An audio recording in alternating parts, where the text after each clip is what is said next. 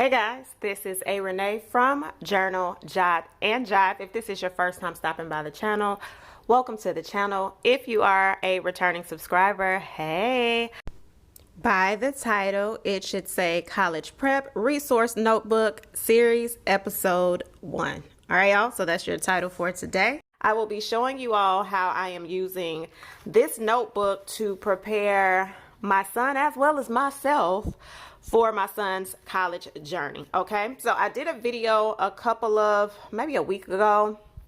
About a week ago, y'all remember that song? You can't say stuff on YouTube, honey, because they flag it. But anyway, about a week or two ago, I did a video setting this notebook up, and this notebook is specifically for my son's college journey. All right, so I'm gonna give y'all a little backstory. So this is gonna be a little bit of a chatty video, but I hope you stay around. I do feel like there'll be some insightful information, especially if you have a child, a nephew, a godchild, a niece, someone who may be considering a college journey. All right, so before we get started, our candle is already burning. We ain't lighting it. It's our same candle of the week, morning wood. Smells like cypress and bayberry. All right, so again, this is a notebook, and in the video that I'll link, did I already say I'm gonna link it? I don't know, Chad, I might have, but if I didn't, I'm gonna link it right there. I color coded the edges, and that is to keep me at a space where I can find each section. I may go in and tab it at some point. I feel like I have some tabs around here, or I can create some on my silhouette, but for now the color coding system is what I will use. But let's kind of do a brief overview. I won't be able to go to the we'll see. Anyway, so I started creating the cover page. This is my son. I'm just layering, and I haven't decided if I am going to write Ty's World or Resource Notebook. Nonetheless, I wanted pictures of him in here, and then I'll fill in some stuff right there. All right, so when we flip, the first section is contact info and resources. So in this section, think about, like, if you have websites that you're going to, the name of the counselor, even down to your child's doctor and all of that. All of this stuff is going to be in here, because at some point, I don't think I'm gonna give him this notebook, but I may kind of copy some pages and put him something together for when he goes to college. So there's that. All right, so that's what will go in this section. And then the next section is schedules, events, and activities. All right, so in this section, it will have his schedule. So I'll actually go in and write his current schedule for the school year. Matter of fact, let me go ahead and title that right now.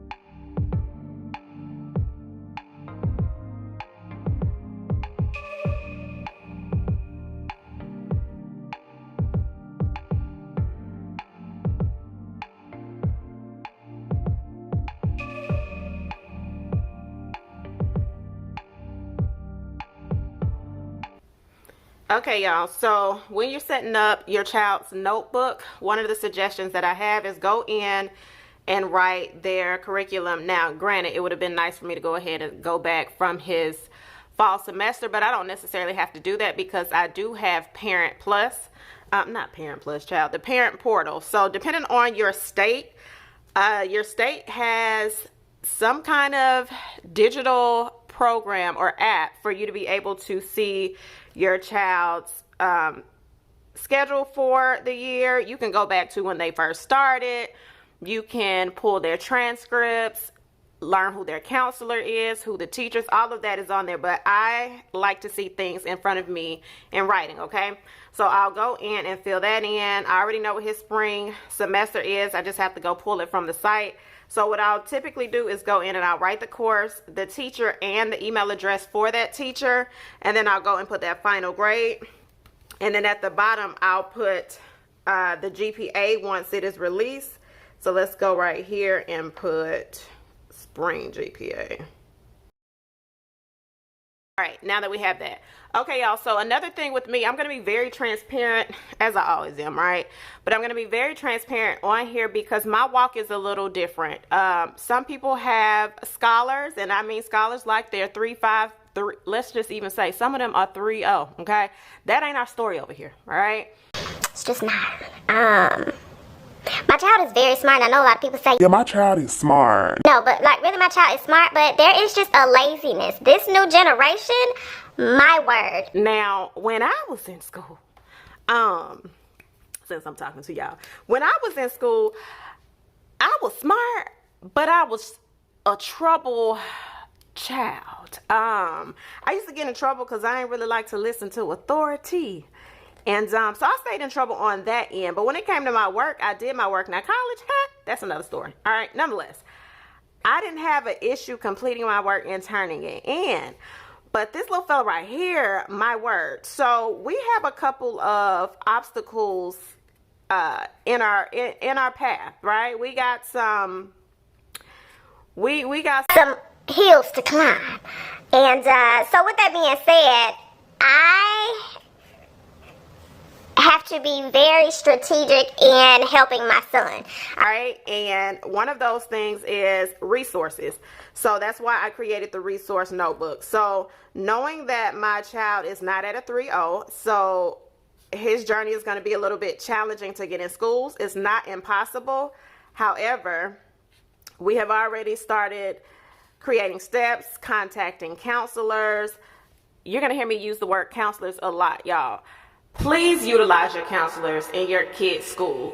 A lot of y'all just don't ask questions. The resources are out there. Like, I will ask, like, hey, what else can he do? What resources do y'all have? If you don't have them, where can I go to get them? All right. So the next thing for my son is he has to take the ACT. Now, as y'all start researching about college, you're going to learn a couple of things. Number one, with my son, we are talking about a student athlete. So not only does he want to go to college, but he also wants to play sports. So there are a lot of things that he has to do a little bit different. So he'll be taking the ACT. Now, a lot of colleges are not requiring the ACT or the SAT exam.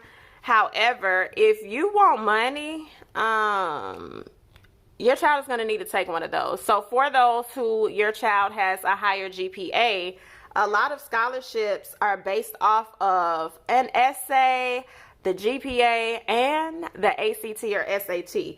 So make sure you sit down with your child's counselor, have your child reach out to the counselor.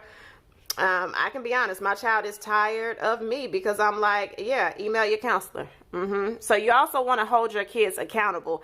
Yes, we're doing the research. Yes, y'all are now going to start doing the notebook along with me. Go ahead, grab that blank notebook and let's start setting it up. Yes, we're doing leg work, but your child needs to do the leg work as well. All right.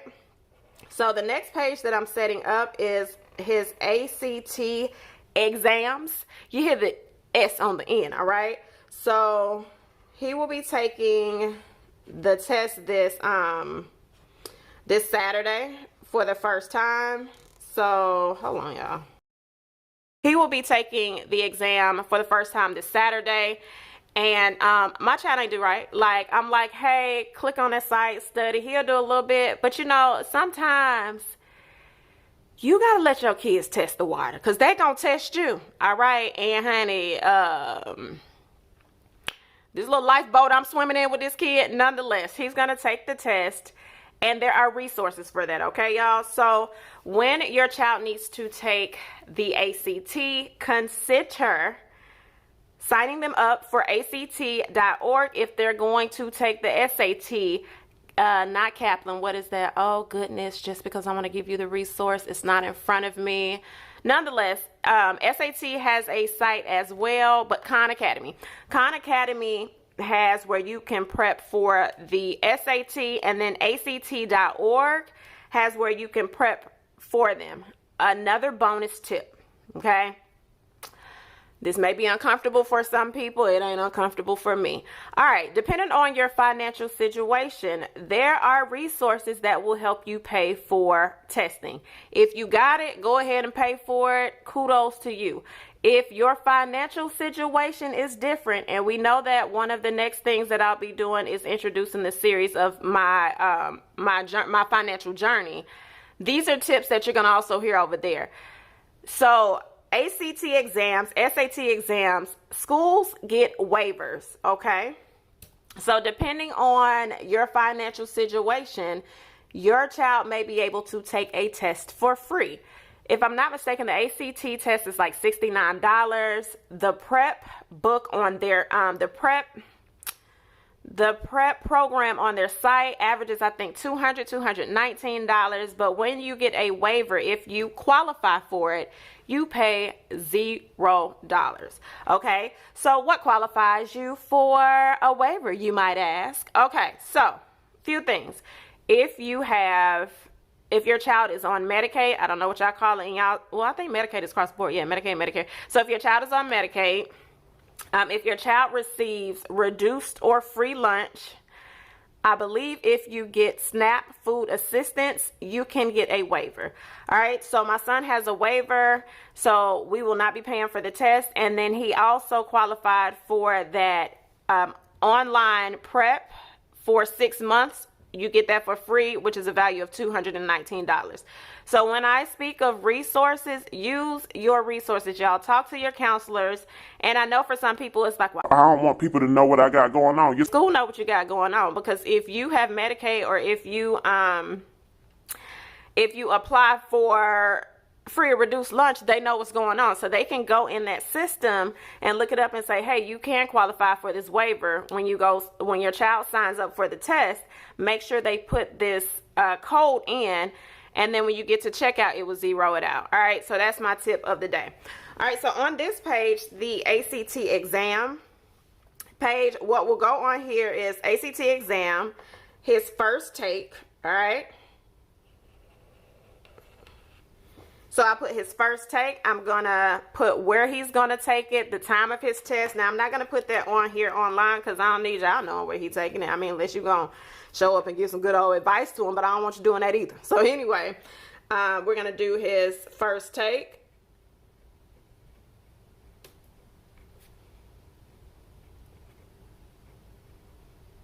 All right, and then we're gonna do the actual date. So we're gonna put when.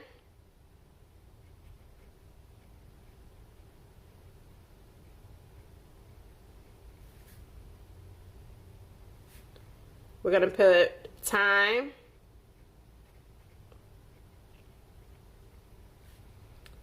And then we're going to put location, okay? Then you'll go in and put where it'll be held. And then under that, I'm just going to create a box. And then I'm going to put score. All right, so when his score comes back, I'll go in and I'll put what that score is. And then I'm going to draw a line, because depending on what he makes, he will be taking his test again. And he'll take this test again somewhere around, December, somewhere around February. You don't want to put too much space in between. And again, depending on what his score is. Now, if my child roll out and surprise and shock me and he gets like a 22 or a 23, we're going to sit on down. We ain't going to do no extra. I'm not going to stress him out over that, because that would be well over the amount of what he needs. All right. And so some of you all might be like, well, how do you know what he needs? He has already looked up his 4 choices, that the schools that he would like to go to, his top 4. So he knows that he already qualifies to get in with the current GPA that he has. He knows, like, hey, this is what I need to work on GPA wise. He knows what the ACT and SAT score is currently if they take it. He knows all of that. Okay, so that's another thing you want to do. You really want to get your kids involved in this process. All right, so again, that would be the second take if he needs to take it. We're just going to pray that this homie going to get up and take this test and shock the heck out of himself and me, and then we can put that behind us. But should he have to take it again, we will go ahead and schedule that, and I will get another waiver apply it. Now, some of you may be saying like, hey, are you going to let him take both? As a parent, I stepped in and made an executive decision. Whichever test he started with is the test that we're going to stick with. For some people, I know they like to take both, but we checked with the schools. He had to look at it, and I also went and looked. Do they take both scores if he needs a test to get, if he needs a score to get in? Both schools take the ACT or the SAT. So we're going to stick with the ACT exam. Should he have to take it again, that's where I will go in and budget a tutor. So he's basically doing a blind testing first. He did a little bit of studying, whatever he did, okay? I just gave him like, hey, go get on there and do it. If he did it, fine. If he didn't, he will learn the hard way, all right? So there's that. So this is the first part of the video of the series. I just wanted to show you how to get started on your notebook. So again, today what we did, I showed you a couple of pages and flipped through. Dang it, I got some ink right there. We set up his junior year section. So pretty much everything for his junior year we'll go through here. When we get to his senior year, and you see it's not a lot of pages in this because this is specifically for schedules, events, and activities. So I'll be able to fill quite a bit on one page. It's not about creating a page for each thing. It's just whatever needs to go on that page. All right. This was a real talk through video. My word. But question of the day. If you have a child, or you are an auntie or an uncle, or you have a godchild, have you considered starting a notebook for that child, or suggesting it to the parent? It is never too late to get started. I highly suggest, if you have a younger one, get started earlier. There are a lot of things that I wish I would have done early, but shoulda, coulda, woulda, I ain't do nothing for anybody. So we're going to start where we are. All right, so thank you for joining episode 1 of this notebook information. Let me know in the comment section if you learned something and there was something valuable for you. Also, make sure you hit that like button and subscribe and hit that notification bell so every time I post, you are in the know. I'll catch you on the next one.